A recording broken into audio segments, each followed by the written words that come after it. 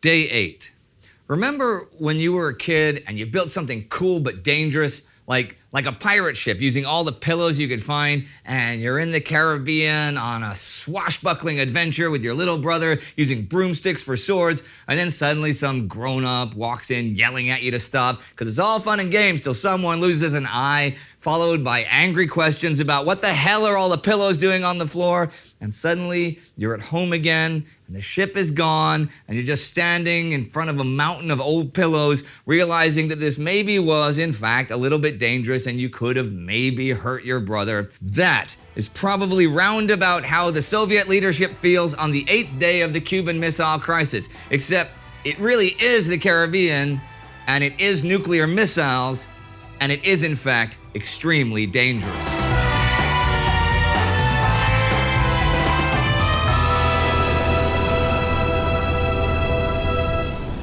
This is Time Goes to Cuban Missile Crisis. I'm Indy Neidell. Yesterday, President Kennedy announced to the world that there are Soviet medium-range ballistic missiles on Cuba and announced a blockade to stop any further weapons arriving on the island. He claimed that there was no desire from the US to take unilateral action and start a war, but the actual plan that he has set in motion includes an invasion of Cuba, possibly even the total annihilation of Cuba, if the Soviets do not remove the missiles and the warheads immediately. From a Soviet perspective, the Cuban Missile Crisis starts today, October 23, 1962, just after Kennedy's announcement. Until now, it had been Operation Anadyr, a bold, secret adventure to even the odds a bit with the Americans in the nuclear arms race. Or, as Nikita Khrushchev phrased it, putting one of our hedgehogs down the Americans' trousers. I love that expression. Wow. When it became apparent that the American announcement was coming, they convened their version of XCOM. Now that's America's Executive Committee of the National Security Council, who deals with the crisis from their end. With the crisis on the other end, theirs is a subset of the Central Committee of the Communist Party, with some military thrown in, and it will meet in several different constellations as the crisis proceeds. In the first meeting, the main participants are Premier Nikita Khrushchev, who is under increasing political pressure as his economic reinvigoration plans are failing, his de-Stalinizing reforms stalling, and now his grand foreign relations adventure is also on the brink of failure. Chairman of the Supreme Soviet, Leonid Brezhnev, formally the head of state, but in practice, second most powerful Russian politician.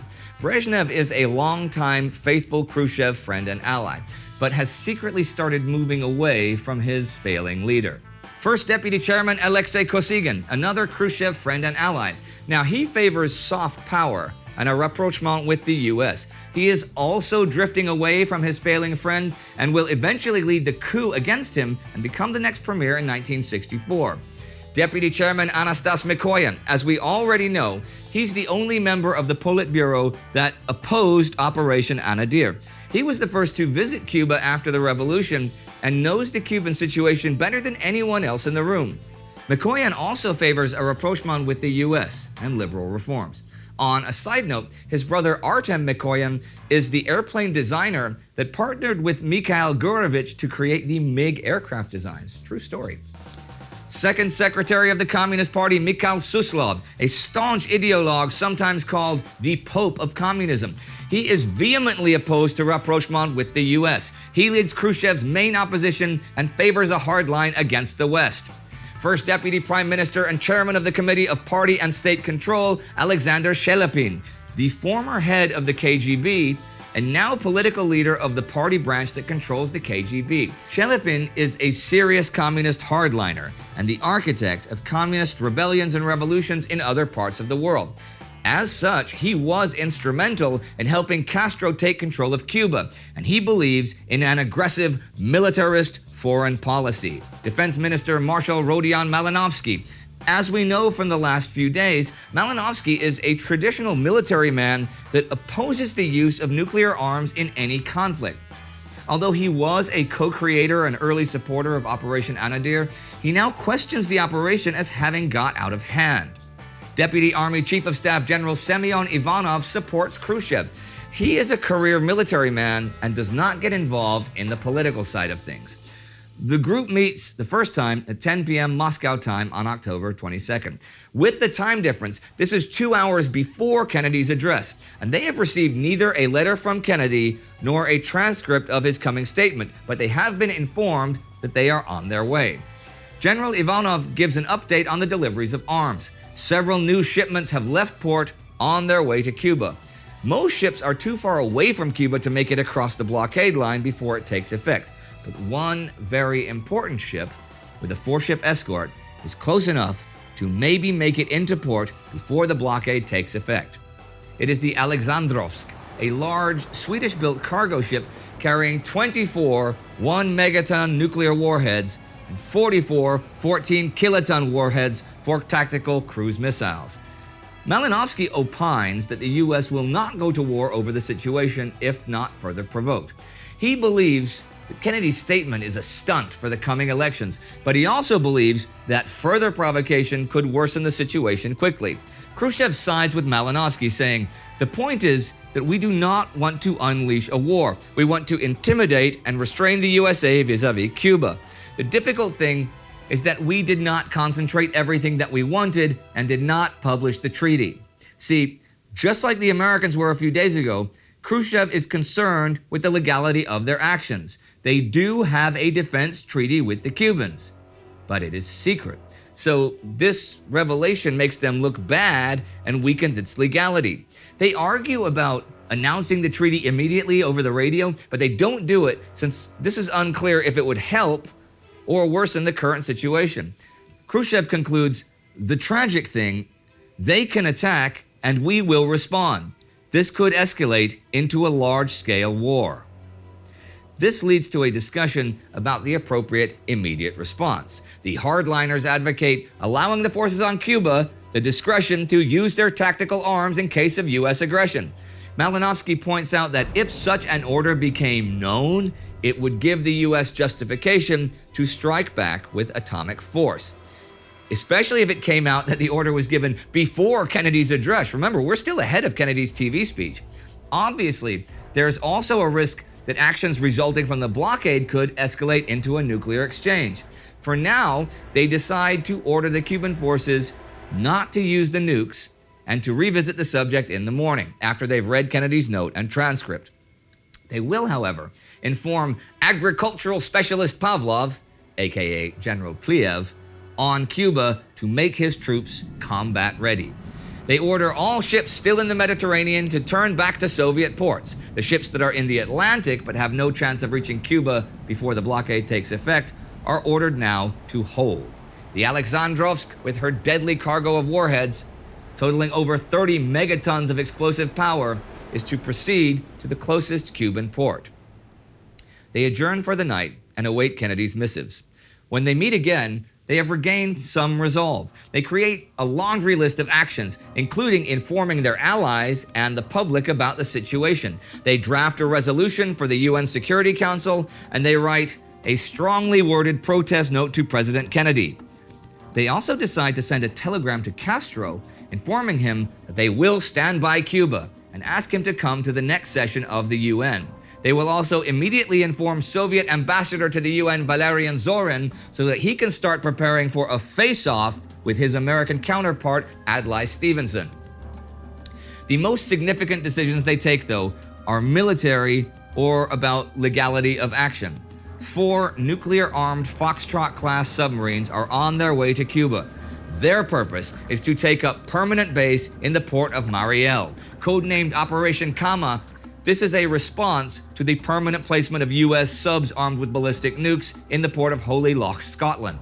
Now, the 4 submarines are still far away from the blockade line, but are to proceed as ordered and to try to run the line. This decision will eventually prove central to the chaotic escalation of the crisis. Last but not least, they decide to not officially announce their defense treaty with Cuba. This too will prove central to the outcome of the crisis. So, the Soviets have decided to stay their course, but will try to avoid a direct confrontation on the blockade line. They're playing for time.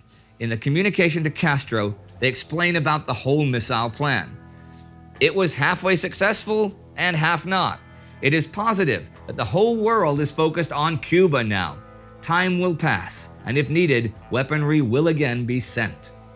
Meanwhile, in the US, President Kennedy is turning words into actions. He meets with all the members of the OAS, the Organization of American States, the Continental Organization of Cooperation between the countries in South and North America. Cuba was excluded from that in January 1961 on the grounds that Marxism-Leninism is incompatible with the inter-American system. Kennedy manages to get a unanimous vote ratifying his blockade. Moreover, under the Rio Treaty on Mutual Assistance between the OAS states in case of aggression, several other nations will participate actively in the blockade. Argentina, Colombia, the Dominican Republic, and Venezuela will provide ships, air support, and even ground forces. Trinidad and Tobago offer the use of Chaguarama's naval base to warships of any OAS nation for the duration of the blockade. Kennedy then spends the rest of the day in a series of meetings dealing with the details and minutiae of how to enforce the blockade and still minimize the risk for the outbreak of general war. We'll get back to that in a few days. At 6 p.m., he signs the proclamation for interdiction of the delivery of offensive weapons to Cuba at the Oval Office. The blockade will go into effect at 2 p.m. Greenwich time tomorrow, October 24th, 1962. That line is set at 800 nautical miles from Cuba. When the last meeting with ExComm ends, the Kennedy brothers are alone in the room with the recorder still on. The president is on the phone with the First Lady and then returns to his brother.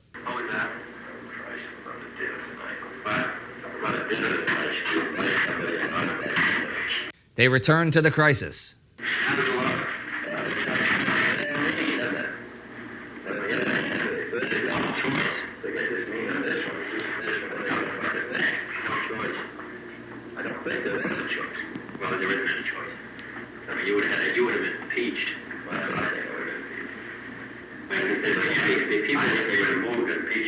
Bobby Kennedy expresses frustration about not having direct communication with the Soviets, and the president asks about the spy Georgy Bolshakov, who has been Robert's liaison with them. I get lunch today. What's he say? He said they're going to go through. Ships are going through.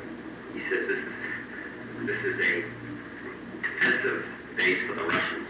It has nothing to do with the Cubans. Why did they lie to them? Shit about the election. I mean, the sickening thing was that he was very mad that they revealed about this harm, because that embarrassed me in the election.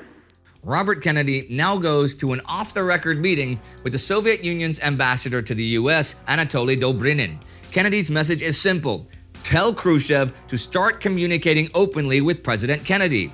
Dobrynin repeats his statement from previous meetings that there are no missiles on Cuba. In fact, he's not aware that he's lying. Nobody has told him about the missiles. Kennedy advises him to check his facts with his government and returns to the White House. There he joins the president, who is split from his dinner party and is now taking drinks with British Ambassador David Ormsby Gore. The ambassador gives the president some advice. Move the blockade line from 800 to 500 nautical miles so that the Soviets have more time to consider their options. Kennedy immediately calls Defense Secretary McNamara and has the line moved. So, on opposite sides of the Iron Curtain that night, the two most powerful men in the world go to bed fretting and worrying about their political futures, while the rest of the world sleeps restlessly in fear of the nuclear world war that those two leaders may have just launched. Join us tomorrow on Day 9, when the blockade goes into effect, and it looks like Soviet ships might try to pass it after all. We are planning to do an even more ambitious project than this one, covering Pearl Harbor minute by minute in real time on December 7th. If you'd like to see that, then please support us on Patreon at patreon.com or timegoes.tv. We are nowhere near close to having the funding for that, and it is your support on Patreon that will make it happen. Do not forget to subscribe and ring that bell to never miss the Time Ghost action. Good night and good luck.